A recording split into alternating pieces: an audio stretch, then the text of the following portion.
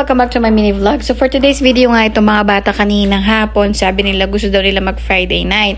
So habang nag-usap-usap kami, itong kanilang tita Nek, yung aking kapatid, ay nagre-ready na siya para sa Halloween. So nagko-crochet siya ng mga parang multo, ghost, ganyan, mga skull.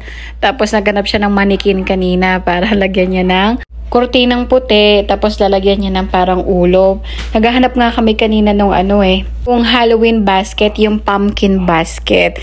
Kaso lang meron kami dito kanina isa, parang medyo sira na. So nilagyan niya rin ng wig yun, tapos yung kurtinang puti. Naghahanap kami ng mabibilhan or sa Shopee ng Christmas light, yung solar, para hindi na siya tatanggalin doon at hindi na siya disaksak. Ang naisip na lang namin para sa Friday night ay mag-cut na lang kami ng ghost, pang pumpkin, at saka nag-try kami ng skull, pero napakahirap kasi walang magdo-drawing. Hindi namin natapos itong mga to ngayon kasi nga ginabi na kami, at syempre yung mga bata galing pa yan sila sa school kanina at medyo inaantok na sila. So humabol na lamang din ako dito kanina. Ayan, ginupit ko na lang yan at tumulong na lang ako maglikpit. Siyempre, kailangan muna natin patulugin ng aking baby love bago ako makalabas. Siyempre, lahat ng mga bagay na ginagawa natin ay nakadepende na sa baby. Sa aking Miko baby loves. Ito mga bata, nangungulit kayo na sa Friday night, gaya ng mga bukang bibig nila kanina. Tapos, ang ending niyan, pag medyo matagal na sila at napagod na sila, ayan, may magse-cellphone na lang.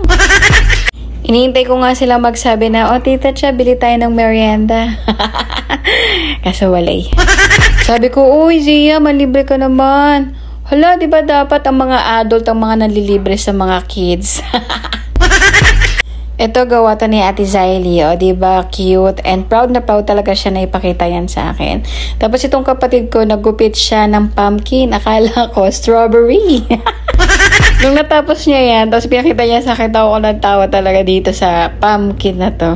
So baka bukas dagdagan pa namin yan ng isa or dalawa pang pumpkin. Bala the more the merrier.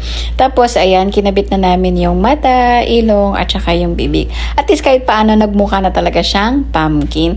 At isa pa nakakatawa dito, yung smile, yung pumpkin namin, hindi siya mukhang nakakatakot. Nakakatuwa lang din kasama yung mga bata sa mga ganitong gawain kasi nailalabas nila yung skills and talent nila. So, yun lamang po for today's video. Thank you very much for watching and ingat po kayo lagi. Babu!